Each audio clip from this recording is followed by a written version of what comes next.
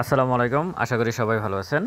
সকালের পুঁজিবাজারে যদি বলি 11:30টার কাছাকাছি 11টা 20 মিনিটের মতো বাজে 208 কোটি টাকার লেনদেন হলো ওই পর্যন্তই। টপে বেশিরভাগই ব্যাংক, ইন্ডেক্স তো 50-এর মতো প্লাস আছে, 40-50-এর মতো। এটা মূলত ব্যাংকের কারণেই। আমি দুইটা বিষয়ে কথা বলবো, 2-3টা বিষয়ে। সেটা হচ্ছে নতুন করে কি ব্যাংকে এন্ট্রি নেবেন কিনা এখন, যেহেতু গত 2-3টা ওয়ার্কিং ডেজ ব্যাংকের শেয়ারের দাম বেড়ে গেছে, এখন কি এন্ট্রি নেওয়া ঠিক হবে কিনা। আর ভলিউম 208 কোটি টাকা, এটা একটা বিষয় আছে। 1 মিনিট চারটা নিয়ে কথা বলবো। আর টপে তো আপনারা দেখতে পাচ্ছেন ব্যাংক, আর বারাকা পতেঙ্গা এই স্টকটা নিয়ে কথা বলতে চাচ্ছি। তো এখানে আমি মূল ফোকাস দেব, যেহেতু রানিং মার্কেট চলতেছে এখন, এখানে ভলিউমটা কিন্তু ঠিক নেই। যদিও আপনি হিস্টোগ্রামের বার এই মুহূর্তে ঠিক আছে, আরএসআই যা আছে, কিন্তু ভলিউম এখানে ছিল গত সর্বশেষ ওয়ার্কিং ডে, এখন পর্যন্তই এখানে আছে। এটা কিন্তু ফুলফিল করতে হবে, এই জায়গাটা কিন্তু, এই গ্যাপটা কিন্তু ভলিউমকে ফুলফিল করতে হবে। 1.5 ঘন্টা হয়ে গেছে, এই জায়গাটাকে কিন্তু করতে হবে। কিন্তু ইন্ডেক্সটার সাথে ভলিউমের কোনো মিল নাই। ভলিউম যতটুকু না বাড়ছে, ইন্ডেক্স তার থেকে বেশি বেড়ে গেছে। এগুলা ভালো না। রিয়েল মার্কেট, রিয়েল ট্রানজ্যাকশান হবে, সেটাই আমরা পছন্দ করি। মূলত ইন্ডেক্সটা বাড়ায় দেওয়া হয়েছে, ব্যাংকের শেয়ার, অনেকগুলো ব্যাংকের শেয়ারের দাম বেড়ে গেছে, এটা হচ্ছে মূল বিষয়। আমি আসতেছি ব্যাংকের শেয়ারে। 1 মিনিট ছাড়টা যদি আমি বলি, 1 মিনিট ছাড়টা কিন্তু ওই বললাম না যে আগের মতো এভাবে হতে হবে।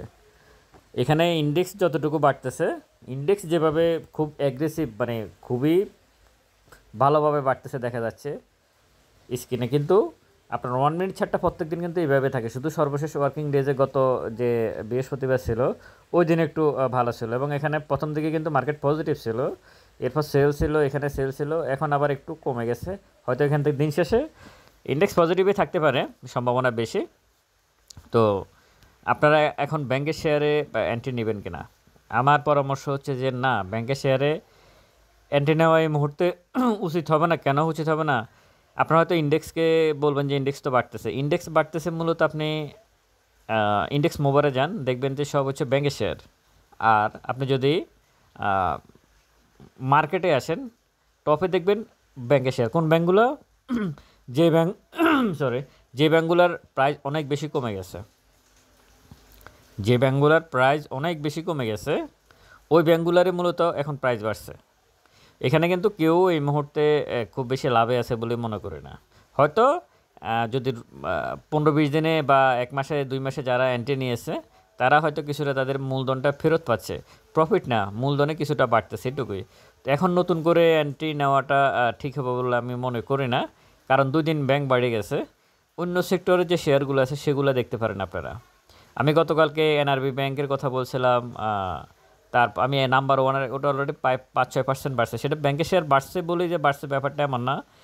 আসলে এনআরবি ব্যাংক এত ভালো পজিশনে ছিল যে তাকে যদি ব্যাংকের শেয়ার আজকে নাও বাড়তো, হয়তো এনআরবি ব্যাংকটা বাড়ার সম্ভাবনা বেশি ছিল। তো সুতরাং আপনারা এই মুহূর্তে ব্যাংকে এন্ট্রি না নিয়ে, আমার কথা হচ্ছে যে ব্যাংকে যেহেতু বেড়ে গেছে, আর যদি ভলিউমটা ঠিক থাকতো, এই যে ভলিউমটা আছে, ভলিউমটা যদি ঠিক থাকতো এখানে, এই ভলিউমটা যদি অনেক দূর পর্যন্ত চলে যায় এবং ইন্ডেক্সও পজিটিভ, তখন হয়তো ব্যাংকের বিষয়ে আপনারা চিন্তা করতে পারতেন। কিন্তু ভলিউম যেহেতু কম, সুতরাং এই ক্ষেত্রে আপনাদেরকে ব্যাংকের শেয়ারটা একটু অ্যাভয়েড করে চলাটাই হচ্ছে উত্তম। কারণ যে কোনো মুহূর্তে আবার কারেকশানে চলে আসবে। রিয়েল যে মার্কেট, সেটা এখন আমরা দেখতেছি না, এটা হচ্ছে মূল কথা। আর 1 মিনিট ছাড়টা আমি বললামে, তাকে অবশ্যই আরও অ্যাগ্রেসিভভাবে বাড়তে হবে। টপে আপনারা দেখতেছেন রূপালী ব্যাংক। রূপালী ব্যাংক কিন্তু আজকে বারবার কিন্তু হোল্ড করে আবার হোল্ড ছেড়ে দিচ্ছে, বিগ ভলিউম করে ফেলছে। একটু নজর রাখতে হবে, সাবধানে থাকতে হবে। আর Exim Bank, First Security, Midland Bank, সব ব্যাংকই আজকে মার্কেট পুরো, এখন পর্যন্ত মার্কেট দখল করে রাখছে ব্যাংকগুলোই। তো এখানে ব্যাংকে নতুন করে আজকের দিনে অন্তত এন্ট্রি নেওয়াটা খুব বেশি ভালো হবে বলে আমি মনে করি না। দ্বিতীয় যে বিষয়টা, সেটা হচ্ছে Baraka Patenga, BPPL, fuel and power সেক্টরের স্টক। এটা একই জায়গায় বসে আছে, আমি বলবো ভলিউমটা করতেছে না, ভলিউমটা কিন্তু ধারাবাহিকভাবে কমে গেছে। সুতরাং যে কোনো মুহূর্তে এখানে কিন্তু অনেক বেশি স্মার্ট মানি ইনভলভ হয়ে আছে, তারা বের হতে পারে নাই বারাকা পতেঙ্গা থেকে। ট্রেডিং প্ল্যানে এই জায়গায় এন্ট্রি নেওয়া যায়, এখন যেখানে আছে এখানে এন্ট্রি নেওয়া যেতে পারে বারাকা পতেঙ্গায়। আমার কাছে মনে হচ্ছে এখান থেকে ছোটোখাটো একটা প্রফিট পাওয়া যেতে পারে, ছোটোখাটো একটা প্রফিট আপনারা পেতে পারেন এখান থেকে। এটা খুব বেশি নিচে আসার সম্ভাবনা নেই, যেহেতু এখানে দেখেন মানে ট্রেডাররা কীভাবে ধরা খায়। এই জায়গাটাতে কিন্তু বারাকা পতেঙ্গার কাউকে কিন্তু কেনার সুযোগ দেয় না, কিন্তু স্মার্ট মানে এখানে যে কেউ আমার আর আপনার মতো ক্ষুদ্র বিনিয়োগকারীরা এখানে শেয়ার কিনবে এরকম কোনো সুযোগই রাখে নাই। তো এখন যে জায়গায় সেই জায়গায় অ্যান্টি নেওয়া যেতে পারে, এখান থেকে কিছুটা হলো আপ হবে। মানে ব্যাংক সেক্টরটাকে এই মুহূর্তে একটু যদি 2-3 দিন বেড়ে গেছে একটু অ্যাভয়েড করতে হবে। আর একটা বিষয় বলে রাখি, সেটা হচ্ছে শুল্ক। গার্মেন্টস সেক্টর যে কোনো মুহূর্তে ভালো করতে পারে, এ বিষয়ে আমার কথা বলতে হবে।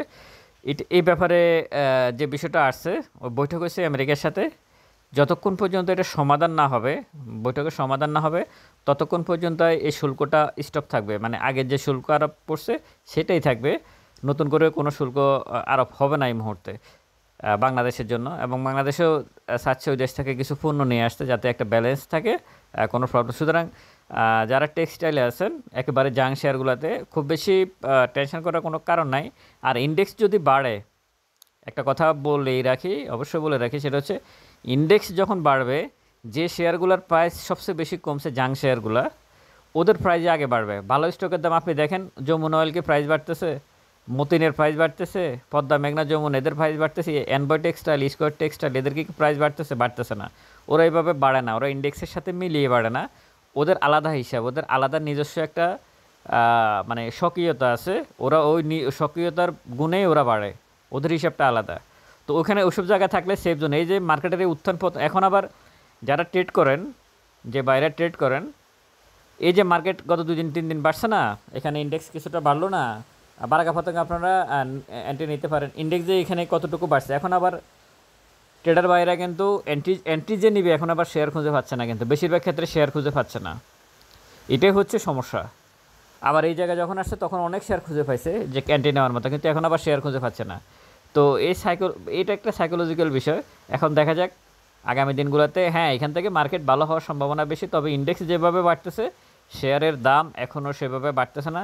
পজিটিভ দিক হচ্ছে আগামী দিনে মার্কেট ভালো হতে পারে, আর আপনার হাতে থাকা যে পোর্টফোলিও সেও আস্তে আস্তে আপনার ওখানে অ্যামাউন্টটা যোগ হবে, যতটুকু আপনার লসে ছিলেন লসটা কিছুটা হলেও রিকভার হবে। কিন্তু জাং শেয়ার থেকে আপনি আগামী 2 বছরও ইন্ডেক্স যদি আরও 1-1.5 হাজারও, কালকে আমি বলছিলাম ইন্ডেক্স যদি আরও 1-1.5 হাজারও বাড়ে, আপনি ওই 40-50-60% যে লসটা হচ্ছে সেটাকে বিট করে প্রফিট করবেন, এটা আসলে খুব বেশি সম্ভব হবে বলে আমি মনে করি না। ভালো থাকবেন সবাই, ভিডিওটা শেয়ার করবেন। স্টক সাজেশন এবং পোর্টফোলিও ম্যানেজ করার জন্য ডেসক্রিপশন বক্সে নাম্বার দেওয়া আছে, যোগাযোগ করতে পারেন। হাতে লেখা একটা বই আছে, সংগ্রহ রাখতে পারেন। এই জন্য অবশ্যই আপনাদেরকে একটা এন্ট্রি ফি দিতে হবে। আসসালামু আলাইকুম।